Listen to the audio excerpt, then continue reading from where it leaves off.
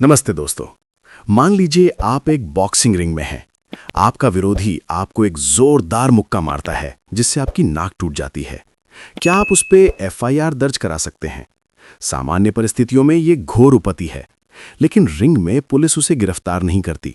आखिर क्यों? आज हम भारतीय न्याय संहिता BNS 2023 के अध्याय 3 जनरल एक्सेप्शंस की एक बहुत ही महत्वपूर्ण धारा को डिकोड करेंगे। सेक्शन 25 सहमति से किया गया कार्य। यह धारा पुरानी आईपीसी की धारा 87 की उत्तराधिकारी है। कानून का एक बुनियादी नियम है कि हर क्षति अपराध नहीं होती। कुछ ऐसी परिस्थितियां होती हैं जहां कानून अपराधी को बचाव यानी डिफेंस देता है। लेकिन याद रखिए, सहमति का मतलब यह नहीं है कि आप कुछ भी कर सकते हैं। इसकी एक बहुत ही सख्त कानूनी सीमा है जिसे समझना हर कानून के छात्र के लिए अनिवार्य है। तो चलिए इस कानूनी पहेली को सुलझाते हैं। अब जब हमने ये समझ लिया है कि सहमति एक ढाल का काम कर सकती है, तो आइए उस महान कानूनी सिद्धांत को देखते हैं जिस पर यह पूरी धारा टिकी है। सेक्शन 25 का आधार एक प्राचीन लैटिन सिद्धांत है, वॉलेंटी नॉन फिट इंजूरिया। इसका सरल अर्थ है, यदि कोई व्यक्ति स्वेच्छा से किसी जोखिम के लिए अपनी सहमति देता है तो वो बाद में उस क्षति के लिए शिकायत नहीं कर सकता। यहां कानून दो मुख्य बातों के बीच संतुलन बनाता है। व्यक्तिगत स्वायत्तता यानी इंडिविजुअल ऑटोनॉमी। कानून मानता है कि एक वयस्क को अपने शरीर के साथ क्या करना है इसका निर्णय लेने का अधिकार है। सामाजिक स्वीकार्यता यानी सोशल एक्सेप्टेबिलिटी। समाज कुछ जोखिमों को स्वीकार करता है। उदाहरण के लिए एक सर्जरी में चीरा लगाना या टैटू बनवाना सामाजिक रूप से स्वीकार्य है, लेकिन सड़क पर बिना मतलब की लड़ाई करना नहीं। लेकिन मेरे दोस्त, ये मत भूलना कि सेक्शन 25 कोई ब्लैंक चेक नहीं है। इस बचाव को पाने के लिए आपको कुछ कठिन शर्तों को पूरा करना होता है। आइए इन शर्तों यानी इंग्रेडिएंट्स का रणनीतिक विश्लेषण करते हैं। सेक्शन 25 का लाभ तभी मिलेगा जब ये 4 शर्तें संचयी रूप से पूरी हों। इसका मतलब है कि अगर इनमें से एक भी शर्त गायब हुई तो कानून की सुरक्षा खत्म और आपराधिक जिम्मेदारी शुरू। इरादे का अभाव यानी एब्सेंस ऑफ इंटेंशन। कर्ता का विषय परक इरादा मृत्यु या घोर उपहति पहुंचाने का नहीं होना चाहिए। ज्ञान का अभाव यानी एब्सेंस ऑफ नॉलेज। ये एक वस्तुनिष्ठ मानदंड है। क्या एक सामान्य व्यक्ति को पता होगा कि इस कार्य से मृत्यु की संभावना है? यदि हां, तो बचाव नहीं मिलेगा। वैध सहमति यानी वैलिड कंसेंट। पीड़ित ने कार्य के लिए स्पष्ट यानी एक्सप्रेस या निहित यानी इंप्लाइड सहमति दी हो। सहमति स्वतंत्र और स्वैच्छिक होनी चाहिए। आयु की सीमा यानी एज रिक्वायरमेंट। सहमति देने वाला व्यक्ति 18 वर्ष से अधिक आयु का होना चाहिए। मानवर की सहमति कानून की नजर में शून्य यानी वॉइड है। याद रखिए, कानून में मेंस रेया की भूमिका यहां अहम है। यदि आपके पास मृत्यु कारित करने का इंटेंशन या नॉलेज में से कोई भी एक मौजूद है तो सेक्शन 25 आपको नहीं बचा पाएगा। सिद्धांत तो हमने समझ लिए, अब इन्हें वास्तविक जीवन पर लागू करके देखते हैं। खेल के नियम यानी स्पोर्ट्स रूल्स। बॉक्सिंग मैच में अगर खिलाड़ी नियमों के तहत मुक्का मारता है तो उसे सेक्शन 25 का बचाव मिलेगा।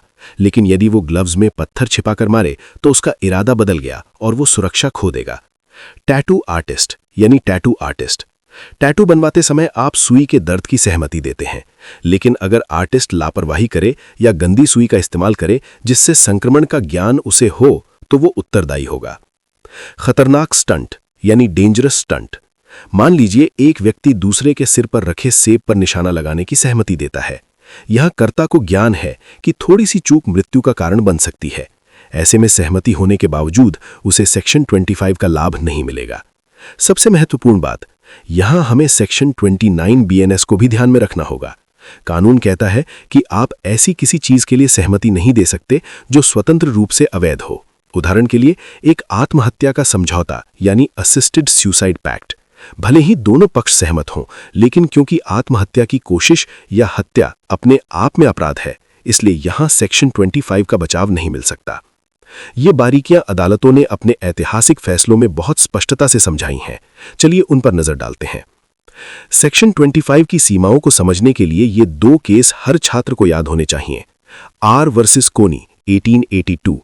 इस केस में प्राइज फाइटिंग यानी पैसे के लिए लड़ाई पर विचार किया गया। कोर्ट ने एक ऐतिहासिक बात कही, भले ही दोनों लड़ने वाले सहमत हों, लेकिन अगर कोई कार्य पब्लिक पीस को भंग करता है या समाज के लिए खतरनाक है तो निजी सहमति कोई मायने नहीं रखती।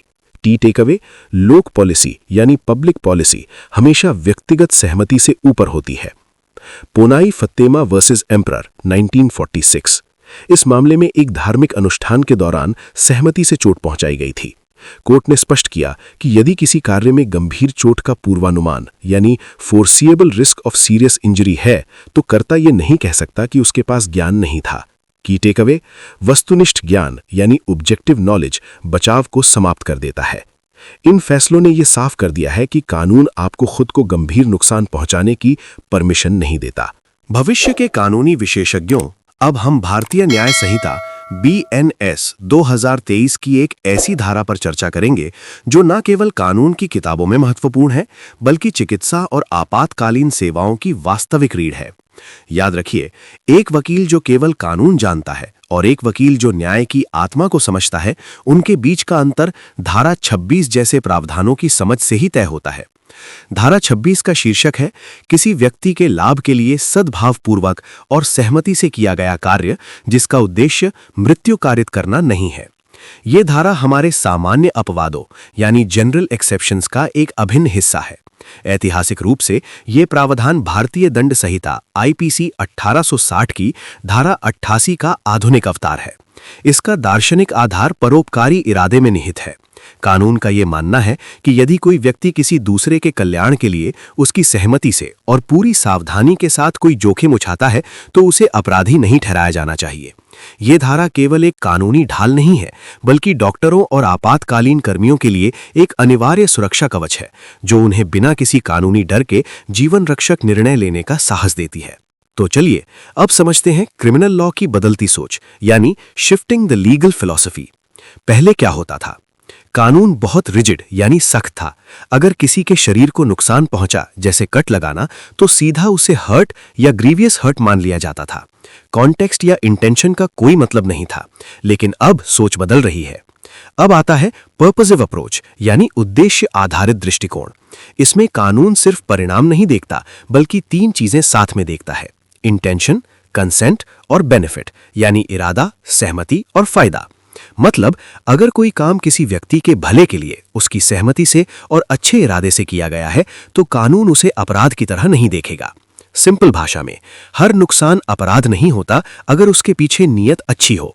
यही है रिजिड लॉ से पर्पसिव लॉ की शिफ्ट, जहां कानून अब सिर्फ एक्ट नहीं बल्कि पूरी सिचुएशन को समझता है। अब जब हमने इस धारा के महत्व को समझ लिया है, आइए इसके अर्थ और उद्देश्यों की बारीकियों को देखते हैं। धारा 26 रणनीतिक रूप से यह सुनिश्चित करती है कि नेक इरादे से किए गए कार्यों को अपराध की श्रेणी से बाहर रखा जाए। सरल शब्दों में, यदि किसी कार्य से किसी को नुकसान पहुंचता है तो उसे अपराध नहीं माना जाएगा यदि कर्ता का इरादा मृत्यु कारित करना ना हो, कार्य पीड़ित की सहमति यानी व्यक्त या निहित से किया गया हो, कार्य सद्भाव यानी गुड फेथ में व्यक्ति के लाभ के लिए किया गया हो। धारा 26 के प्रमुख उद्देश्य: 1. लाभकारी कार्यों का संरक्षण, प्रोटेक्शन ऑफ बेनिफिशियल एक्ट्स।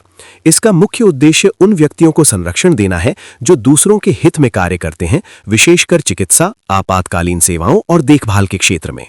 चिकित्सा अभ्यास को सुगम बनाना, फैसिलिटेटिंग मेडिकल प्रैक्टिस। सर्जरी जैसी प्रक्रियाओं में शरीर पर चीरा लगाना तकनीकी रूप से उपहति है।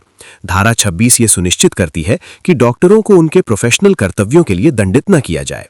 सामाजिक जिम्मेदारी को प्रोत्साहन देना, एनकरेजिंग सोशल रिस्पॉन्सिबिलिटी। ये समाज के लोगों को दूसरों की मदद के लिए आवश्यक जोखिम उठाने के लिए प्रेरित करता है। जोखिम और लाभ के बीच संतुलन, बैलेंसिंग रिस्क एंड बेनिफिट। कानून यहां रिजल्ट के बजाय इरादे और उद्देश्य को प्राथमिकता देता है।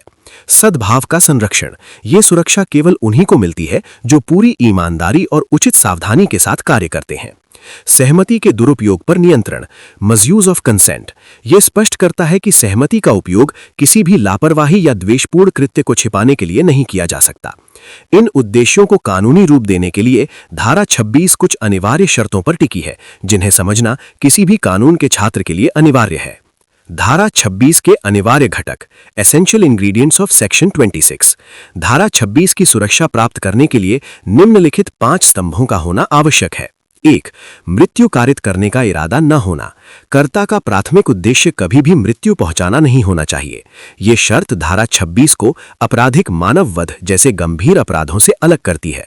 भले ही उपचार के दौरान मृत्यु हो जाए, लेकिन यदि इरादा केवल जीवन बचाना या लाभ पहुंचाना था तो ये सुरक्षा लागू होगी। सहमति। सहमति स्वतंत्र और सूचित होनी चाहिए। इसका अर्थ यह है कि पीड़ित व्यक्ति को जोखिमों और संभावित परिणामों की पूरी जानकारी हो।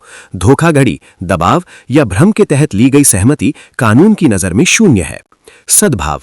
बीएनएस के तहत सद्भाव का मतलब केवल नेक इरादा नहीं है, बल्कि इसमें उचित देखभाल, ध्यान और पेशेवर दक्षता शामिल है। एक डॉक्टर से यह अपेक्षा की जाती है कि वो प्रख्यात चिकित्सा मानकों और उचित डिलिजेंस यानी रीजनेबल डिलिजेंस का पालन करे। व्यक्ति का लाभ, बेनिफिट, कार्य स्पष्ट रूप से उस व्यक्ति के कल्याण के लिए होना चाहिए। इसमें शारीरिक सुधार, पीड़ा से राहत या किसी बड़े नुकसान की रोकथाम शामिल है। जानबूझकर पहुंचाई गई हानि बनाम मृत्यु का इरादा। यहां एक सूक्ष्म कानूनी बारीकी है। धारा 26 जानबूझकर नुकसान पहुंचाने यानी इंटेंशनल हार्म की अनुमति देती है, जैसे सर्जरी में काटना, बशर्ते वो नुकसान मृत्यु पहुंचाने के इरादे से न किया गया हो। ये शर्तें सद्भाव और लाभ को एक दोहरे फिल्टर की तरह यूज करती हैं। यदि कोई कार्य लापरवाह या कर्ता के अपने स्वार्थ के लिए है, तो पीड़ित की सहमति कानूनी रूप से बेअसर हो जाती है और आरोपी की सुरक्षा समाप्त हो जाती है। अब करते हैं एक deep dive, intention versus consequence. सबसे पहले समझिए कोर रूल। अगर किसी एक्ट के रिजल्ट में डेथ हो जाए तब भी प्रोटेक्शन मिल सकती है, बशर्ते कि डेथ कॉज करने की इंटेंशन नहीं थी। यही प्रिंसिपल खासकर हाई रिस्क सर्जरीज में बहुत इंपॉर्टेंट होता है। अब सवाल, कोर्ट कैसे डिसाइड करता है कि इंटेंशन था या नहीं? कोर्ट 3 चीजें एनालाइज करता है: nature of the act, circumstances और स्किल एंड प्रिकॉशंस। ध्यान रखिए, हर चीज की एक लिमिट होती है। अगर एक्ट खुद ही इनहेरिटली डेंजरस या लीथल है या फिर ग्रॉस नेग्लिजेंस या रेकलेसनेस के साथ किया गया है, तो लॉ मान लेता है कि हार्मफुल इंटेंशन मौजूद था। सिंपल समझिए, गुड इंटेंशन बचा सकता है लेकिन एक्सट्रीम नेग्लिजेंस नहीं। यही है इंटेंशन वर्सेस कॉन्सिक्वेंस का बैलेंस, जहां लॉ सिर्फ आउटकम नहीं बल्कि माइंडसेट और कंडक्ट दोनों को जज करता है। अब समझते हैं लीगल कंसेंट की पूरी एनाटॉमी, यानी कंसेंट कब वैलिड है और कब नहीं। सबसे पहले कंसेंट सिक्योर्ड यानी सहमति मिल गई। अब ये 2 रास्तों में जाती है, वैलिड या इनवैलिड। वैलिड कंसेंट पाथ क्या है? 3 clear conditions: free and informed, competent person जो लीगली समझदार हो, और एक्सप्रेस या इम्प्लाइड यानी साफ शब्दों में या व्यवहार से दी गई सहमति। अब ध्यान दीजिए, वेवर लिमिट। कंसेंट का मतलब ये नहीं कि आप कुछ भी कर सकते हैं, ये सिर्फ अग्रीड लिमिट्स तक प्रोटेक्शन देता है। अगर आप उस लिमिट को क्रॉस करते हैं तो प्रोटेक्शन खत्म। अब आते हैं इनवैलिड कंसेंट पाथ पर। यहां कंसेंट मान्य ही नहीं होता अगर माइनर से लिया गया हो, अनसाउंड माइंड वाले व्यक्ति से, या फिर फियर, फ्रॉड या मिसकंसेप्शन से लिया गया हो। सिंपल समझिए, valid consent equals informed, free और कॉम्पिटेंट, और limit cross equals protection lost. यही है पूरा फ्रेमवर्क लीगल कंसेंट का स्ट्रक्चर, जो डिसाइड करता है कि एक्ट लॉफुल है या पनिशेबल। अब बात करते हैं इस कॉन्सेप्ट के सबसे क्रूशियल पार्ट की, good faith and genuine benefit. सबसे पहले गुड फेथ समझिए। बीएनएस के अनुसार सिर्फ ऑनेस्टी काफी नहीं है। गुड फेथ का मतलब है ड्यू केयर और अटेंशन के साथ एक्ट करना, रीजनेबल डिलिजेंस और कॉम्पिटेंस दिखाना। मतलब आपने काम सावधानी और स्किल के साथ किया या नहीं, ये इंपॉर्टेंट है, और कोर्ट इसे ऑब्जेक्टिवली चेक करता है, यानी प्रोफेशनल स्टैंडर्ड्स और प्रिकॉशंस के आधार पर। अब आते हैं जेन्युइन बेनिफिट पर। एक्ट का उद्देश्य सच में उस व्यक्ति की हेल्प करना होना चाहिए जिसने कंसेंट दिया है। इसमें क्या क्या आता है? Health improvement, harm prevention, suffering से रिलीफ। लेकिन ध्यान रखिए, बेनिफिट ऑल्ट्रुइस्टिक होना चाहिए, यानी निस्वार्थ, एक्सप्लॉयटेटिव नहीं होना चाहिए। मतलब आरोपी का खुद का फायदा प्राइमरी नहीं होना चाहिए। सिंपल समझिए, गुड फेथ इक्वल्स केयरफुल और स्किल्ड एक्शन, और genuine benefit equals truly for the other person, not for yourself. अब आइए उस तुलना को समझते हैं जहां छात्र अक्सर परीक्षा में गलती करते हैं। अब करते हैं एक क्विक और powerful comparison, section 25 versus section 26।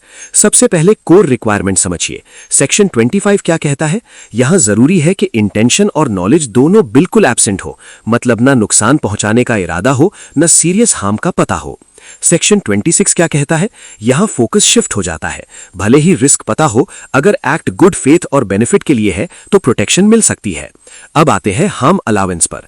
Section 25 intentional harm allowed नहीं है, आप जानबूझकर चोट नहीं पहुंचा सकते। सेक्शन 26 इंटेंशनल हार्म अलाउड है, जैसे सर्जरी में बॉडी कट करना, लेकिन कंडीशन यह है कि डेथ कॉज करने का इंटेंशन नहीं होना चाहिए और एक्ट व्यक्ति के बेनिफिट के लिए होना चाहिए। सिंपल समझिए, गुड इंटेंशन बचा सकता है लेकिन एक्सट्रीम नेग्लिजेंस नहीं। यही है इंटेंशन वर्सेस कॉन्सिक्वेंस का बैलेंस, जहां लॉ सिर्फ आउटकम नहीं बल्कि माइंडसेट और कंडक्ट दोनों को जज करता है। कानून के इन सैद्धांतिक पहलुओं को और अधिक स्पष्ट करने के लिए हमें अदालतों द्वारा दिए गए जीवंत उदाहरणों यानी केस लॉज को देखना होगा। जेकब मैथ्यू बनाम पंजाब राज्य 2005। सबसे पहले फैक्ट्स। एक पेशेंट की डेथ हो गई, आरोप लगा कि डॉक्टर्स ने प्रॉपर इक्विपमेंट प्रोवाइड नहीं किया यानी नेग्लिजेंस हुई। इशू क्या था? क्या मेडिकल प्रोफेशनल्स को ट्रीटमेंट के दौरान हुई गलती के लिए क्रिमिनली लायबल ठहराया जा सकता है? डिफेंस यानी डॉक्टर्स का पक्ष। डॉक्टर्स ने कहा कि ट्रीटमेंट गुड फेथ में और पेशेंट के बेनिफिट के लिए दिया गया था। अब सबसे इंपॉर्टेंट, सुप्रीम कोर्ट का जजमेंट। कोर्ट ने साफ कहा, सिर्फ एरर ऑफ जजमेंट नेग्लिजेंस नहीं होता, क्रिमिनल लायबिलिटी तभी बनेगी जब कंडक्ट एक्सेप्टेबल प्रोफेशनल स्टैंडर्ड से नीचे गिर जाए। सिंपल समझिए, हर गलती क्राइम नहीं है जब तक नेग्लिजेंस इतनी सीरियस ना हो कि प्रोफेशनल स्टैंडर्ड्स को वायलेट करे। यही जजमेंट आज भी डिफाइन करता है कि मेडिकल नेग्लिजेंस कब क्रिमिनल बनती है और कब नहीं। Doctor Suresh Gupta versus government of NCT Delhi 2004। सबसे पहले फैक्ट्स। एक पेशेंट की डेथ हो गई सर्जरी के दौरान और आरोप लगा कि यह मेडिकल नेग्लिजेंस की वजह से हुआ। इशू क्या था? क्या सर्जरी के दौरान हुई नेग्लिजेंस अपने आप ही क्रिमिनल ऑफेंस बन जाती है? डिफेंस यानी डॉक्टर का पक्ष। डॉक्टर ने कहा कि एक्ट बोनाफाइड यानी गुड फेथ में और पेशेंट के बेनिफिट के लिए किया गया था। अब सबसे इंपॉर्टेंट, कोर्ट का जजमेंट। कोर्ट ने डॉक्टर को प्रोटेक्शन दी और एक क्लियर प्रिंसिपल सेट किया। 1. क्रिमिनल लायबिलिटी तभी बनेगी जब नेग्लिजेंस ग्रॉस नेग्लिजेंस हो। 2. सिर्फ सिंपल लैक ऑफ केयर से क्रिमिनल ऑफेंस नहीं बनता। सिंपल समझिए, हर नेग्लिजेंस क्राइम नहीं है, सिर्फ वही क्राइम है जो बहुत ज्यादा सीरियस हो यानी ग्रॉस नेग्लिजेंस। यही केस क्लियरली बताता है कि मेडिकल फील्ड में क्रिमिनल लायबिलिटी की थ्रेशोल्ड बहुत हाई होती है। इन न्यायिक सिद्धांतों के बाद आइए कुछ व्यावहारिक उदाहरणों से इसे और सरल बनाते हैं।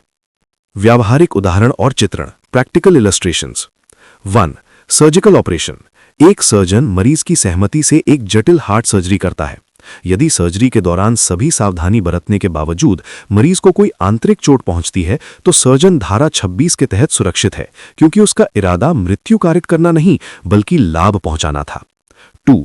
आपातकालीन चिकित्सा, इमरजेंसी इंटरवेंशन। सड़क दुर्घटना में घायल एक बेहोश व्यक्ति को अस्पताल लाया जाता है।